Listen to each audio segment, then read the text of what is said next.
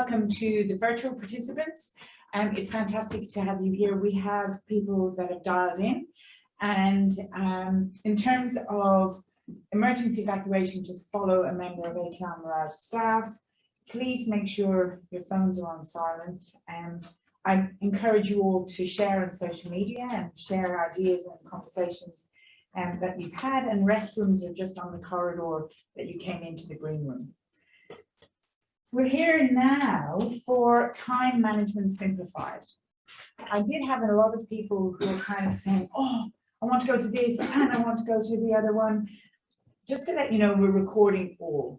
So obviously it's better to be in the room, but you will have the opportunity of, if you want to go to two at the same time, you don't have to kind of cut yourself in two. We will be able to send you the recording of that. But today we've got time management simplified, where you'll find out how time management and productivity can be simplified for work-life balance in hybrid work environments. Alicia is our facilitator for today, and she has 19 years of leadership and business experience consulting and having consulted to corporate companies and SME businesses in South Africa, the UK and Australia. She, as Wendy said to me, she is like a productivity guru, time management guru. So we've got she specializes in productivity, recruitment and team effectiveness. She has a reputation for quickly producing results and inspiring people to take brave action. She's told me that this session is going to be interactive, so I will hand over to Alicia now. Thank you. Thank you so much, Paula. Thank you.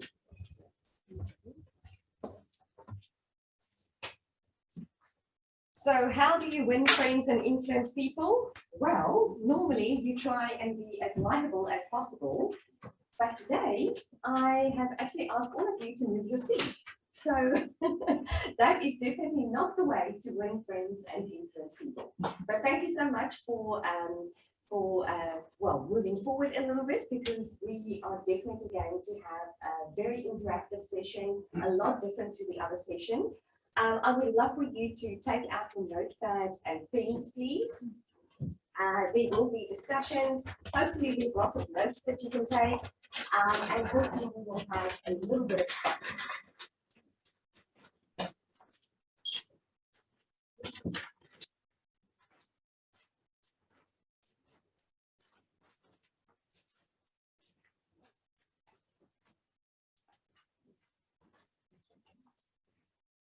Okay, everybody is ready, poised, and ready to go. That is great, thank you.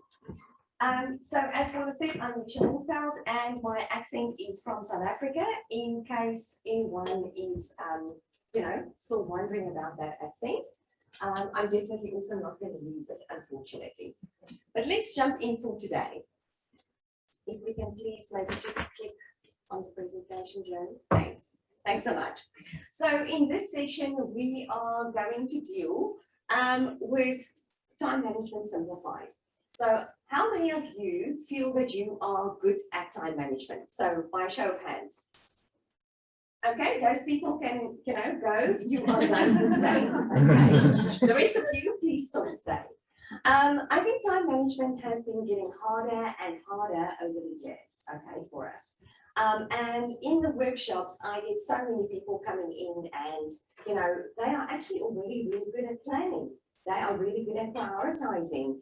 And yet they still get sent on the course. And so that is one of the things that we are going to be exploring today. So if we start right there at the top, one of the first things we're going to look at is the real-time management issues. We're also then going to move into the 4 areas that we're going to cover in our time management simplified course. So that would be measures, mindset, methods, digital tools, and then a few general tips for you to take home when it comes to working in a hybrid workplace. Does that sound good? Yep. Thank you. Okay. So I thought I'll pick us off with a few stats, and we already heard quite a lot of stats this morning. This is all coming from the Microsoft Work Trend Index 2021.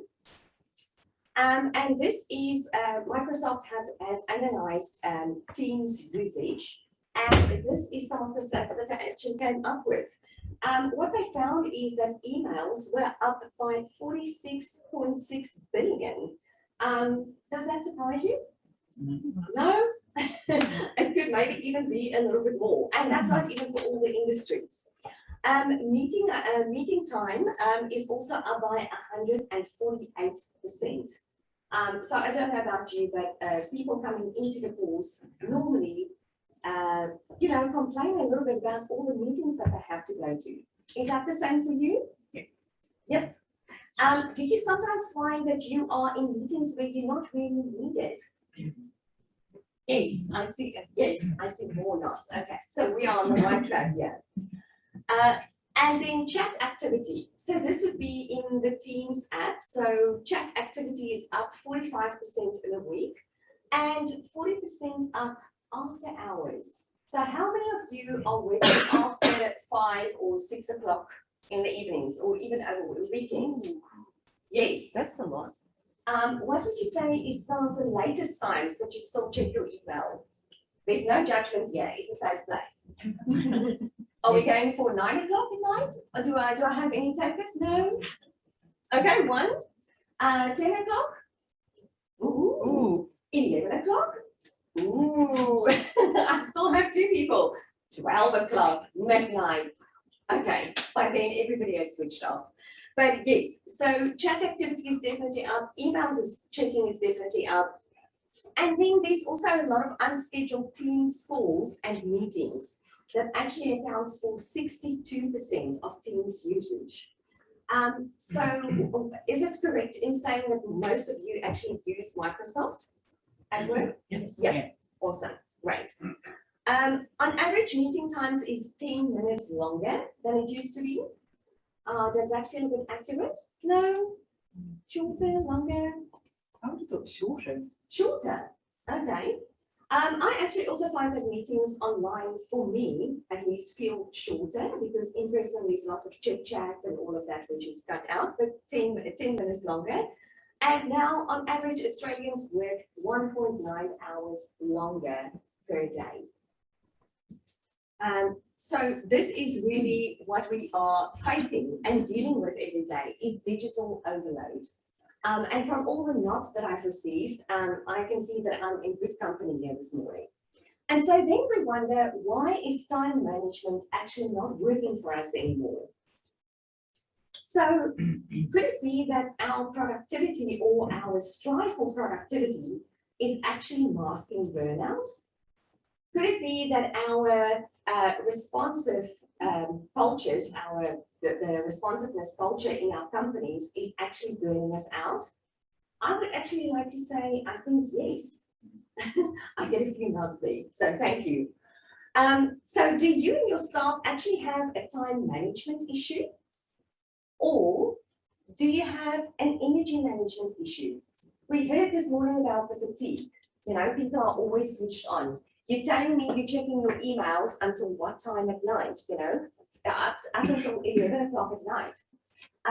We are talking about the fact, Wendy mentioned that, we are talking about the fact that there's no getting up from your desk, actually walking to a meeting or even driving to another meeting. So we're just on all the time. And that is where the energy management problem is coming in. Do you and yourself have a time management issue, or do you maybe have an unsustainable workload issue? Honestly, the people coming into the courses, they tell me that some of them are performing 2 or 3 people's roles. Do I have any of those people here? Yes, yeah. I do, definitely. And what they're telling me is that I'm already good at planning. I am already good at prioritizing. I am super organized, but I'm not getting everything done in a day. And so what happens is they actually build up the courage, they go to their manager and they say, I need help. And then the help that they get is to be sent on the time management course. I'm sorry, but that's the truth. That is what happens in every single workshop, okay? Now, it doesn't mean that they can't learn any new tips or tricks in the workshop. But the real question is there not a resourcing issue? Is there not too much to do and just too much being delegated? you know, onto you every single day. And I see a lot of nods, so thank you so much. Also, is it a time management issue or is it a letting go issue? Especially if we are in a couple of roles, you know, are we still clinging onto that old role because we don't really want to look incompetent? We also know our teams are already under a lot of stress, so we're not actually delegating enough. And so with the not letting go, on the one hand, it's I want to save my team some trouble, but on the other hand, it's also a mindset issue. You know, I used to be able to do this, and now I actually have people that I can possibly delegate to, but I still don't. Then, is it a time management issue or a lack of agreed expectations? Okay, so agreed expectations, what I find in every single workshop is people are too afraid to push back. Okay, so more work is being dumped on your desk, and it's do it, and the pile just grows. And in yourself, you are actually too afraid to push back a little bit, or to even just ask a clarifying question, as in, by when is this actually needed? Which brings us to the last one, or the second last one, which is it a time management issue or is it a distraction management issue? So the question is, do you currently know your productivity style? So in the workshop, we actually do a whole questionnaire with you in the workshop that can actually pinpoint for you what your productivity style is.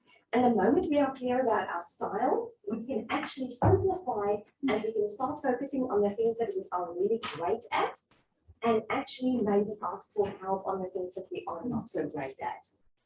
And then the very last one, which I've sort of touched on, is it a time management issue or is it actually a courageous conversation issue that I don't have the courage to speak up? So I would love for you to have a quick look at all of these and maybe just quickly turn to the person next to you, or if you're at the end of the row, you can sort of be part of that group, or you can turn to the person in front of or behind you and just sort of tell them, in your workplace, what do you think you are actually dealing with?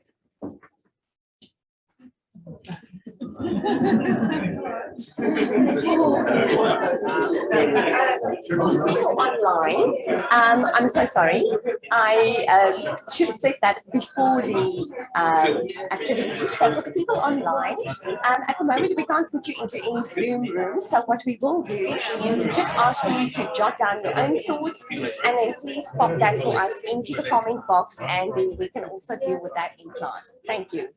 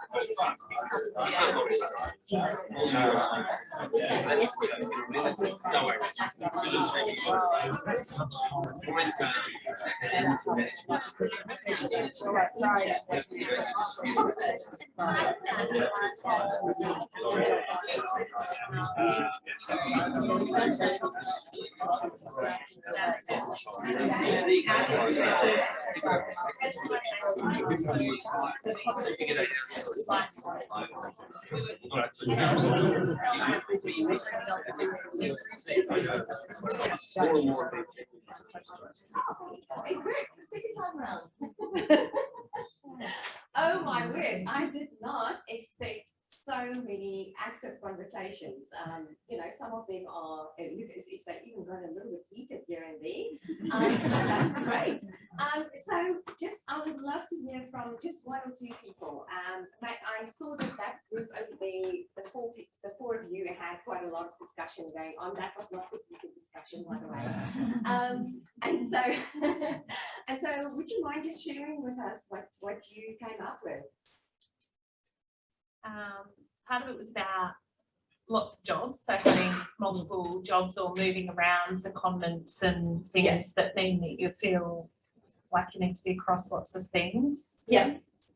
For me, I'm a yes person, and sometimes it's my own ideas that I say yes to. So I create work for myself in that way. Sort of paralysis through, perfection. It's an issue for some. More for me, half finished multiple things that are always that we talked about the compromise. That is always part of growing up work. Is that sort of terminal levels? So little is coming out of the quality. You think it's a minimum threshold. Totally. Thank you so much for sharing. I don't know your name, but I just happened to walk past when you said that you have an old role that also, and now you have a new role and you're still dragging the old one with you. Yeah, so I took on a mat leave role, temporary. So, and then the mat leave role then came back. So I inherited that role plus my old role. So, Okay. So yeah, so it was pretty challenging, and I work in compliance as well. So you do have to be across so many areas. Yep. Yeah, and a number of things, the unsustainable workload and just trying to manage all of that relates to, it ends up and an energy management issue because you do Totally. team. And you're busy burning out. Yeah, and you don't shut off at night. So when people say 12 o'clock at night, I've actually got up in the middle of the night because I can't sleep to work, and I've saved my draft emails and sent it in the office so it doesn't come through that at 2 o'clock in the morning. I was online. So that burnout and that fatigue, you just don't switch off. I'm trying to manage that. Totally. I can tell by the time that my husband wakes up at 3 o'clock in the morning how stressed he is. Unfortunately, he then also wakes me up, not because he's been running around in bed for so long, So on one hand, I have empathy with him, and on the other hand, I want to kill him. But let's leave those issues there. On this side of the room, is there anyone that would like to maybe share something interesting from the group that they were in?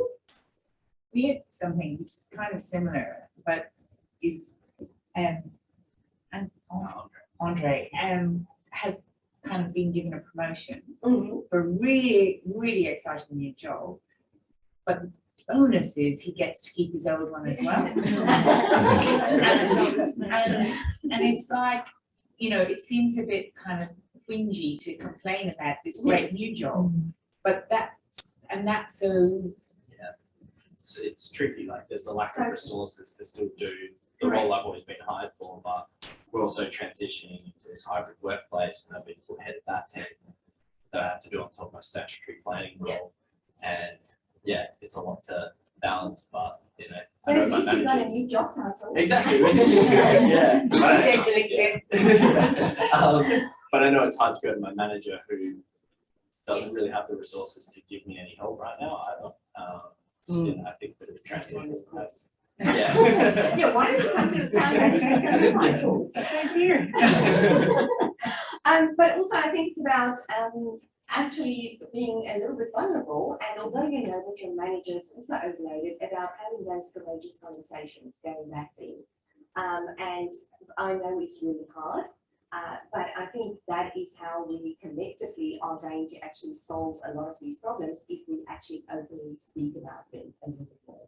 And I have one question right there at the back. Yeah, it's starting with Peter here. He managed a team that virtually virtual, and I think that we like to point up there is a lack of communication issue. Yes. And this virtual that we want to communication and Yeah. Totally, it's so much harder to actually manage, you know, your team, especially in a hybrid workplace. Thank you for sharing. And one last thing. I think there's also a bit of white man mentality out there, can I say, where, you know, there's a wife at home potentially that's doing all those things that when you're working at a senior level, you're expected to do. And I've actually had that personally said to me, you're at a senior level now, a 12-hour day is normal. Yeah. You know, and it's like, no, I've got kids at home. That's Exactly. not, you know. And I was chuckling this morning when I heard about men stepping up and doing half of the household duties. Clearly that memo hasn't come through to my address yet. So time management doesn't seem to be working, or traditional time management doesn't seem to be working for most people anymore. And that's exactly what all of you have been saying for to me this morning. And so that's why we in the time management simplified course are actually going to focus on 4 areas, okay? And the 4 areas are going to be measures, which is data. We are collecting data. We are going to go into diagnostics, and we are actually going to start working with the facts so that we can get clarity. And you cannot actually change anything that you do not measure. That's something that Peter Drucker said. And so that's what we're doing in measures. Mindset. So a lot of us are stuck in the mindset of, you know, I used to be able to do all of this in the past. So I should just really step up, you know. I don't want to look as if I'm lazy or not willing. So it's about mindset, being more present, being more mindful. And we have an excellent session this afternoon that can help you get going. So also methods. So we are moving into the era of essentialism. So what is the most important things to think of? How can we simplify? What can we get rid of? What can we declutter and delete for us to be able to focus on the main thing? GDT, getting things done. That's another methodology that we explore, and that's from David Allen. Delegation, routines, and workflows. I find that the people in my workshops really struggle to delegate, and maybe it's sometimes not in a formal role of delegation, but even asking colleagues for help. And then tools. Obviously, we have great sessions on that today. So in terms of the tools, we are looking at Microsoft Teams, Microsoft 365 Planner, and there's great sessions for you to also go to today to actually get a better overview. So let's quickly jump in and see where you fall. So as I mentioned in the workshop, we actually have a full questionnaire that you can complete. And then in the questionnaire, you will actually be pinpointed into the right direction. For now, you're just quickly going to have to look at the 4 styles and sort of think for yourself, where do I potentially fall? Okay, so this comes from a lady called Carson Tate. She has a book called Simply, Work Simply. It's also an audiobook, so if you're into reading, that's a great one to read. So the first style is the prioritizer, the planner, the arranger, and the visualizer.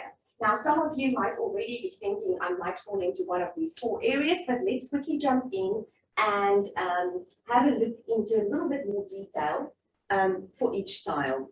So the first one there, the prioritizer. So these people are logical, analytical, they're fact-based, they are really concerned with critical thinking. What they are great at is having a goal and pursuing it. These people have a lot of drive.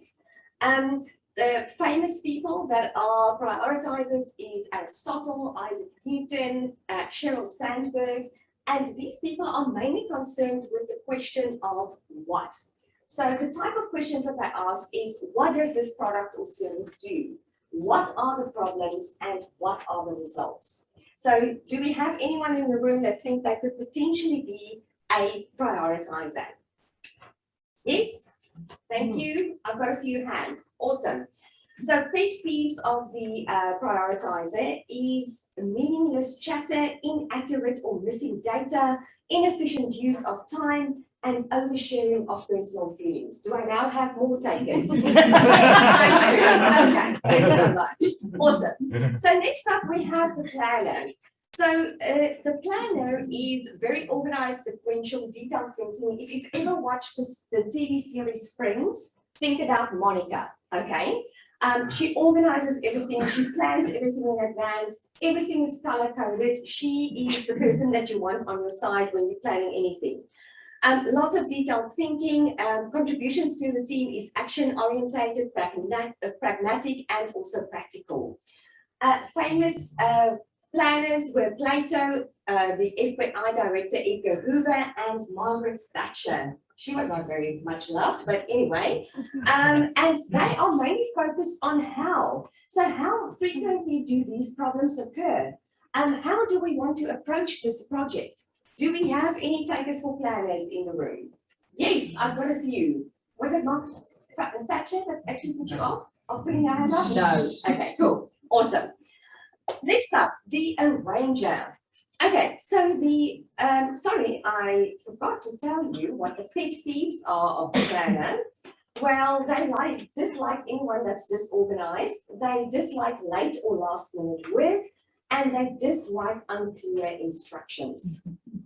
Okay, so next up, we have the arranger. These are the supportive people. They operate from their intuition, okay? They feel people out. They love eye contact. And they make a lot of gut decisions. They anticipate how others will feel and understand their underlying emotions. Famous people, Gandhi, Mother Teresa, Oprah, Bono. And the question that they are concerned with is who, okay? So pet peeves, they lack a lack of eye contact, impersonal approaches, and a tone of urgency or demand. Do I have any arrangers? Yes, thank you so much. Awesome. This sounds like a little bit like an auction. Okay, and last but not least, the visualizer. Okay, so this is the big picture thinker, the person that can actually take a whole heap of concepts and integrate it with ease and flow.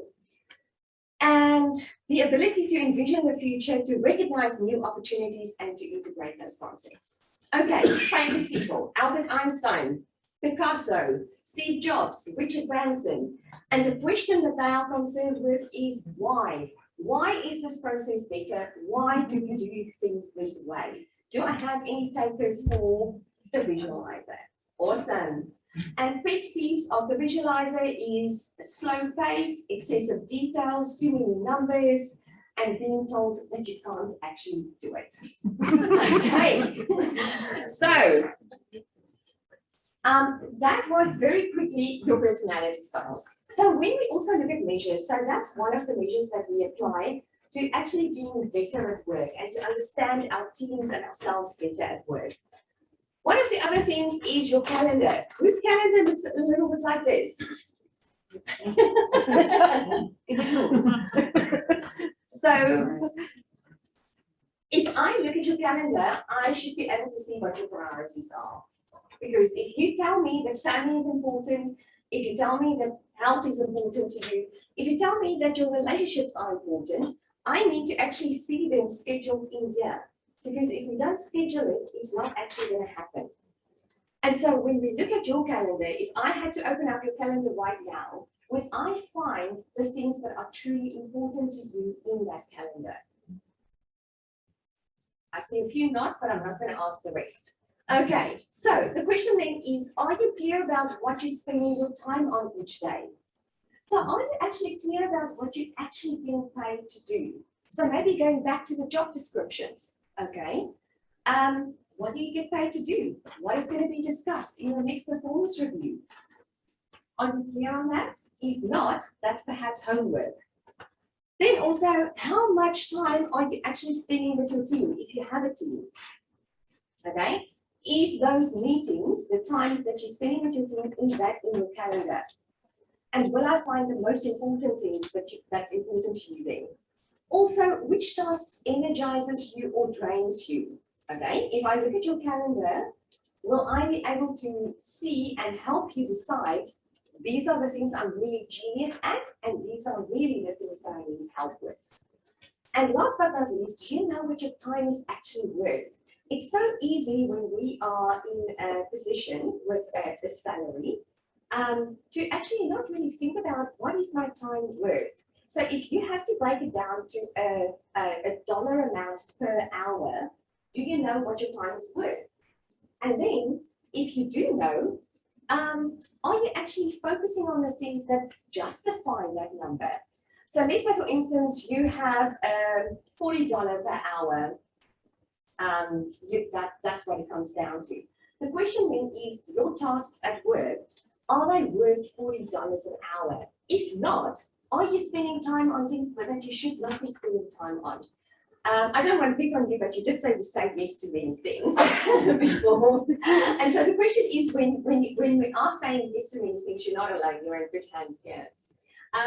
Then am I saying yes to things that's worth that amount per hour? Or am I actually doing lower level tasks that I should not be doing? Yes. So how do So how can we actually do this better? So with Microsoft, there is also something called My Analytics Dashboard, okay? And I absolutely love this because this can really help you. They gather data in the background about you, and it tells you how much focus time that I have this week. Did I actually have any quiet days this week? How am I doing on my well-being? Also my network, have I actually reached out to my network? Have I made new connections? And then in terms of collaboration, have I actually spent enough time with my team?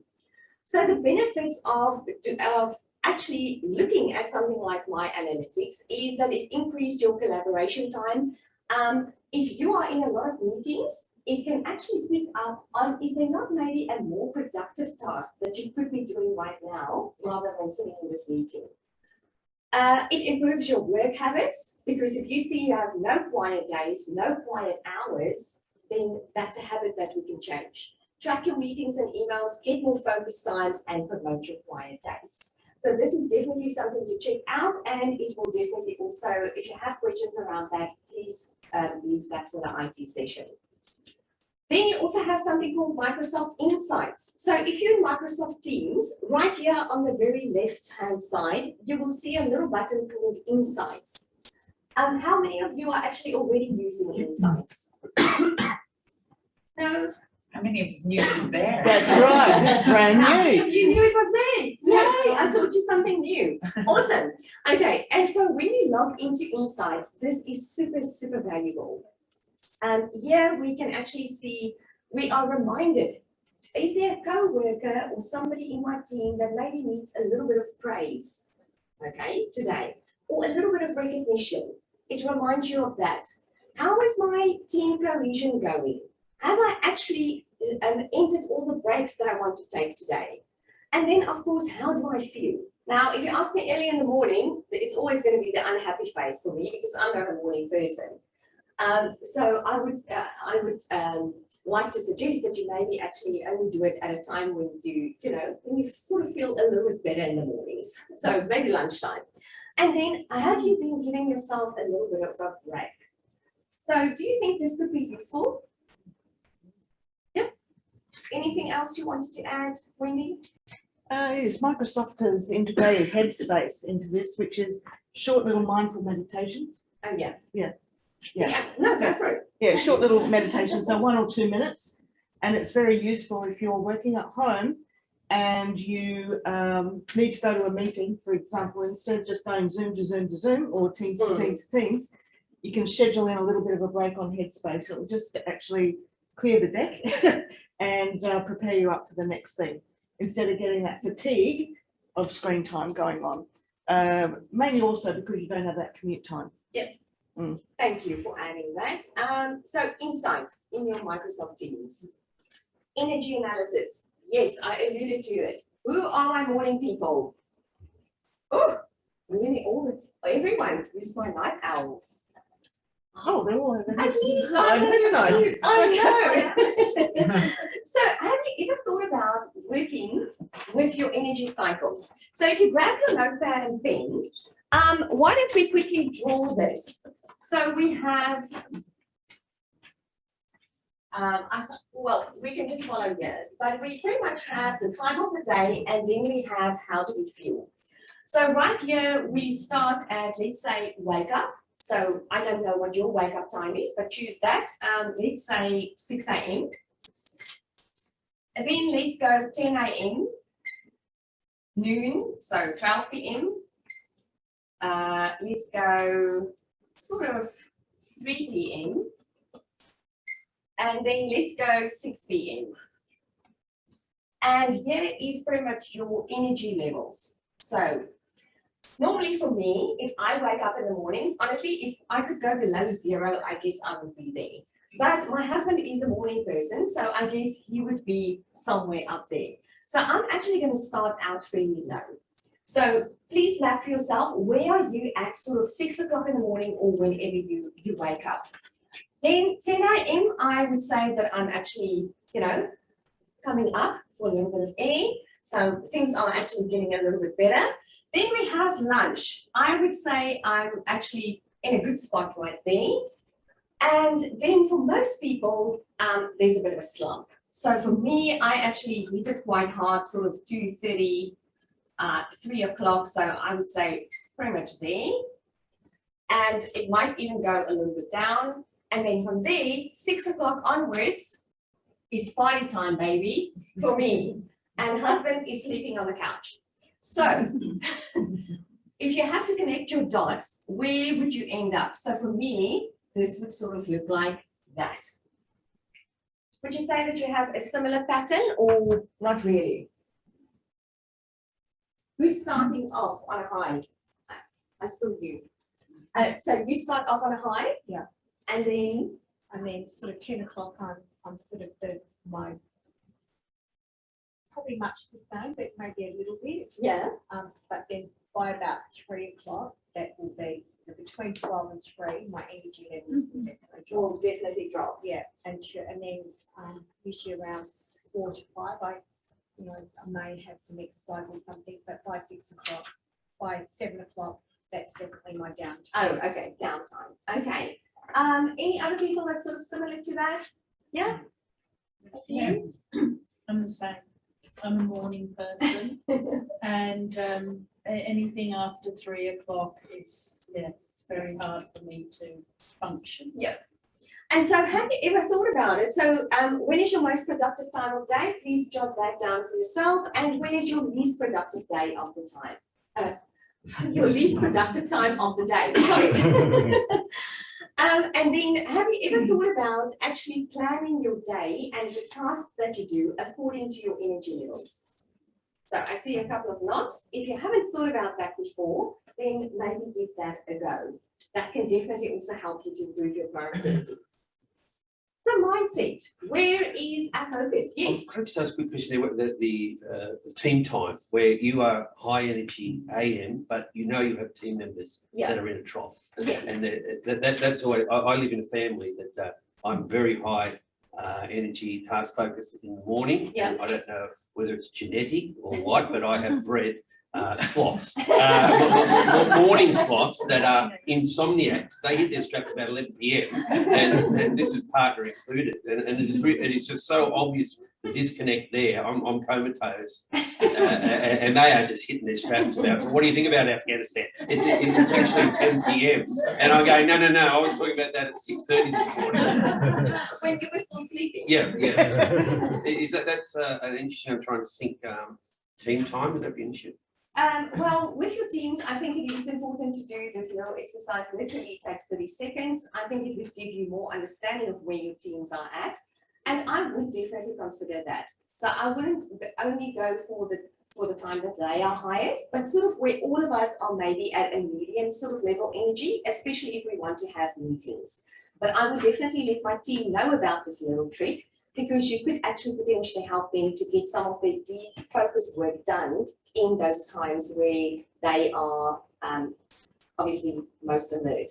Yeah. Yeah, because I'm thinking if my lowest energy level is like 2:30 in the afternoon and I've got a set meeting there, I might be able to renegotiate that. If other people go, would you mind if you had this at at 9 a.m. or 9:30, Yes, rather than you know that you're trained at 2:30 and you can't, correct. your cognitive ability is not there for that meeting. And that's why I'm saying it's important that yours is not in the slump. So if they are very alert at 3 o'clock, but you're not, Mm. then it's important to actually find that middle ground for the meetings. The other thing is, oh, sorry. The other thing too is if you have a team, it's good to recognise the morning and the afternoon. We've got a team that we operate basically from 7 until 6 o'clock. So the ones that tend to be that are earlier or look brighter in the morning tend to start earlier. The ones that their straps a bit later in the afternoon tend to start later and work later. So it kind of gives us a good continuity Right. of, I suppose, focus. And for the maximum productivity. So we really kind of need to hit midday, 11 to midday to Yeah. get the. To get them all at the right spot. Only one more question. So I've seen some of the big data analytics that Microsoft do behind this, and it's really, really powerful stuff. But are you familiar with the evidence base for this? That this sort of model assumes a 1 or 2 humped camel. I definitely am someone who probably about 9 o'clock and coffee too, then just stay vibrating up there without major slumps and things. Is that unusual, or is that actually fairly common? No, in my workshops, there are a lot of people that operate at a medium to average to above average level most of the day. So I think maybe it's genetics, maybe it's you take better care of yourself. I haven't been able to figure it out yet. But yes, you are definitely not alone. There are people that don't have that very highs and very lows. Cool. So mind, if we can please just click, thank you. So mindset, where is your focus? Now, we live in an era of busy and we honor busy. And the question is, where are we putting our focus? Some of us can look really, really busy and it looks as if we're actually getting a lot done, but we're not, okay? When we dig a little bit deeper, the guy that maybe does not look as productive as the other person actually produces better quality work. And so what does busy work look like for you at work? That's just something I want you to think about. Have you identified what your busy work are at work that keeps you busy, but at the end of the day, you still feel I haven't accomplished much? And what does your productive work look like for you? So again, that's something that I want you to just jot down. And so when we look at where are our focus, which carrots are we actually giving the water? So when we look at measure at mindset still, we have figured out that our brains are tired, our tools aren't working anymore, and it's time to simplify. So every day I would love for you to ask yourself a question as you're busy doing your work, which is, how can I make my work easier? Can I automate something? Can I eliminate something? How can I make my work easier? The second question is, how can I make my team's life easier today? So this is going back to communication. And then the last thing, is there anything I can delete or stop doing today? If you ask yourself these 3 questions, you will move out of the complex and into the simple where we can just focus on what really matters. So this brings us to methods. So in the method section of our course, we are actually dealing with how to plan, how to prioritize. We actually deal with 5 different ways of prioritizing.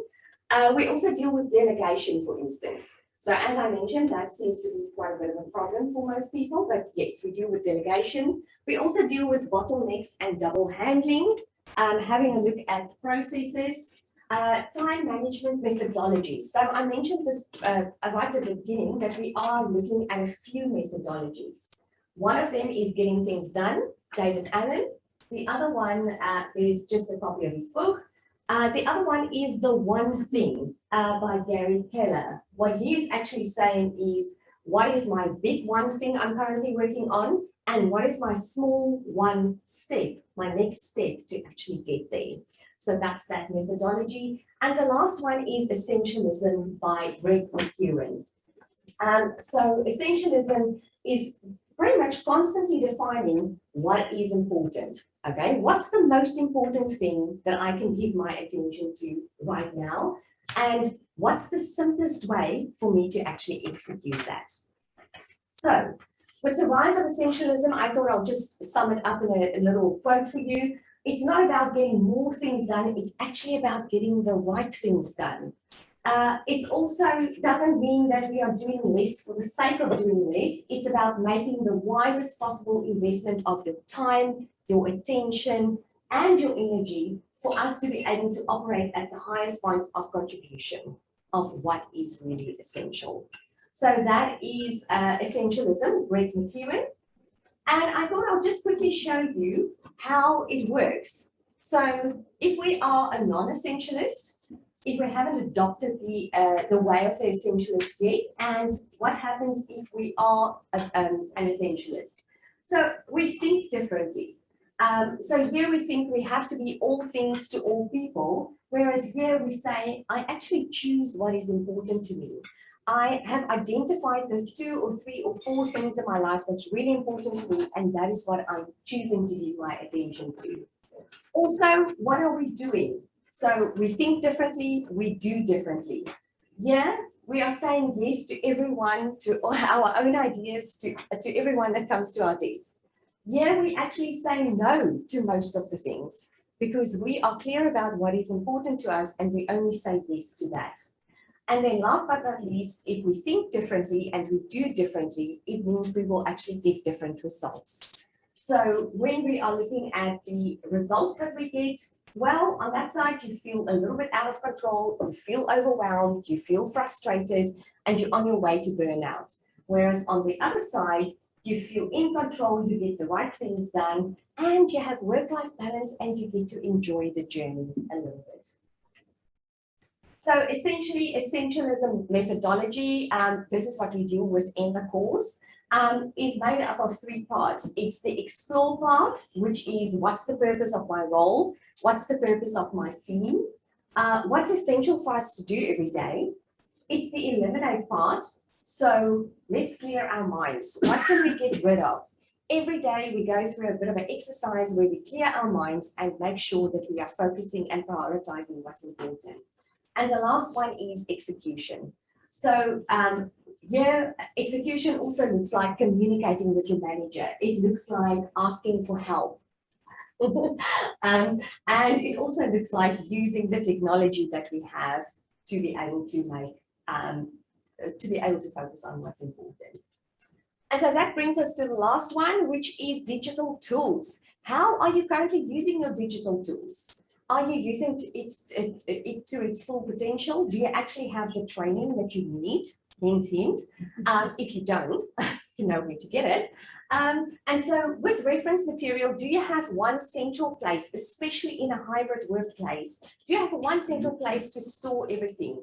Your documents, your content, your procedures. Is it all stored in one place? And very importantly, we waste so much time trying to find things.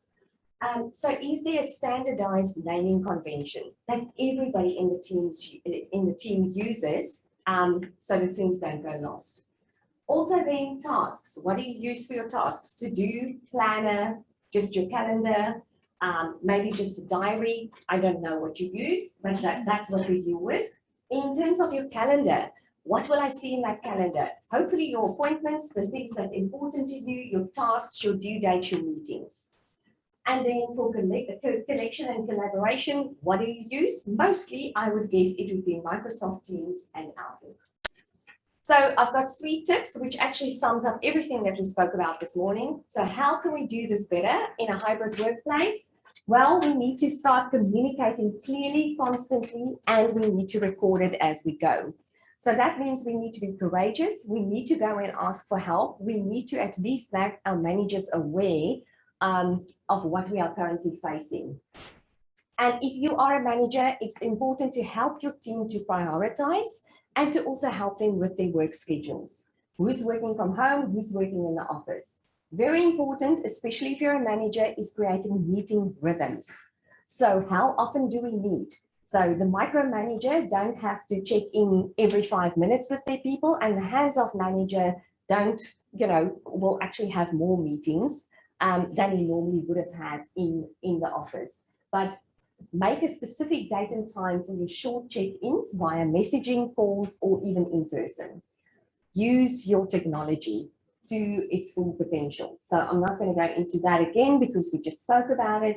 And the last one was prioritize connection and employee well-being. So look at those Microsoft Insights, use the Calm apps, schedule some breaks for yourself, and know what your team needs and also know what motivates them. And that's it for today. Thank you so much for participating. I know it was a lot. I just want to draw your attention to some of the courses that might be of interest to you. And the lovely lady, Jo, over here, she is actually presenting Tame Your Inbox. Well, not today, but on a regular day. She was like, what? Am I doing this today? No. Normally, she would present Tame Your Inbox and also boost your productivity. Thanks so much for having me. Say you've covered a huge amount of ground, and the purpose of these sessions are to give you kind of ideas. I think, giving those 3 tips at the end is fantastic. We have time for questions, and then there's a break from basically 10:30 till 11 where morning tea and catch up on emails or calls. Anybody any questions? Comments? Oh, crickets. You're all good in time management. Sorry, Wendy. Thank you. I'll come up here. So thank you for that, Alicia. Yeah. We've been running some time management courses forever here. And certainly in the last few years, there is this evolution where some of our traditional time management ways that we used to doesn't necessarily work as well now in this world, because we've got this influx of information, and that's really what the whole session was about. The volume that we're dealing with and the different levels of fatigue is nothing like we've seen before. But I always remember a couple of years ago when I was running a time management course, it was out for a local government, and I had a participant come up to me at morning tea time, and she said to me, Wendy, are you going to cover prioritising? Because I need some prioritising. And I said, yes, we're going to cover some prioritising. Of course, now my coach hat goes on. And whenever someone asks a question, I'm always curious about the reasoning behind the question, not the question itself. So why is prioritising important to you? She said, oh, boss, she's a nightmare, Wendy. She's a nightmare. And she's just giving me more and more work, and I just need to know how to prioritise. I'm like, okay. So I knew that if she learned how to prioritise, and if she was having this problem with the boss, it might not be the answer. So I actually just said to her, have you had the conversation with your boss about this? And her reaction was this, and I'm not exaggerating, because occasionally I come across situations that's burned in my brain forever. As I spoke to her, her body language, this is what she did. So have you had this conversation with your boss? I just want prioritisation. That's what she did. Complete deer caught in headlights. And I said, well, I'm just curious, because if you have that conversation, you might find that the workload could be eased up a little bit. I just want prioritisation. And I knew, okay, you know what, this isn't going to work for her, because I'm going to give her prioritisation. She'll learn how to prioritise. And if it is as she thinks, because I don't know whether that's true or not for her, or the boss situation, she'll put these things into place, and then the boss will probably give her more work. Oh, you got that done? Here's some more. So it's an endless loop. And that's when I was sort of cluing on to the idea that it might not be time management, there's some other stuff involved. So thank you for covering that idea about having the conversations, because that's the emotional intelligence we need to actually come forward, have a think about things. How do we approach things a little bit differently? And if we don't feel like we need to, who can help us with that so that we can have those conversations? But I just thought I'd share that. Thank you. Because it kind of linchpins not just time management, but how we feel about time management. And some of those roadblocks and obstacles that are in our own way. Yeah, I think Thank you. from the other side of that too, as a leader, you need to give your team opportunity to. Yeah. Yes. In a safe environment to come forward and have those conversations as Yes. well. Even if it's in a group and then we do, and I was talking about this earlier, on a fortnightly basis, we get together as a group. And it's an open conversation. And if people are having resource or time issues, then that's the forum for them to be able to Yeah. talk. And it gives people the opportunity to say, actually, I could help you with that, or not feel that that there's any. I love that. That's a really important point. I've also worked with teams where there's a lack of trust that the leader doesn't know about. And so they tell me, oh, if my team needs anything, they'll come and tell me, and they don't. So getting it down to a simple question, I think you had it there, which is, how can I make your day easier today? Might be more a simplified question and perhaps a little bit easier to make, oh, well, this thing here, I might use some help here. Just break it down into a smaller question so that trust begins to develop. But I think it's great what you said, that you have a fortnightly meeting. That goes back to the meeting rhythms. So I don't swoop in on you when there's a problem and now we have a meeting and it's really serious. What you're doing perfectly is making it a casual standard meeting, and so people actually feel that they can speak up during that time. The whole And that idea helps is build they that just talk generally about what they've done. Yeah. In that That's good. fortnight, and it's, as I said, it's not a formal meeting, it's just Yeah. a chat. Exactly. So, Because just bear in mind on screen, the cues don't necessarily translate. no, it's a little bit harder to do it on Teams. That's exactly what I was going to bring up there. Yeah. With COVID, it's drawn us into that, square conversational environment. And we've lost the art of communicating face to face.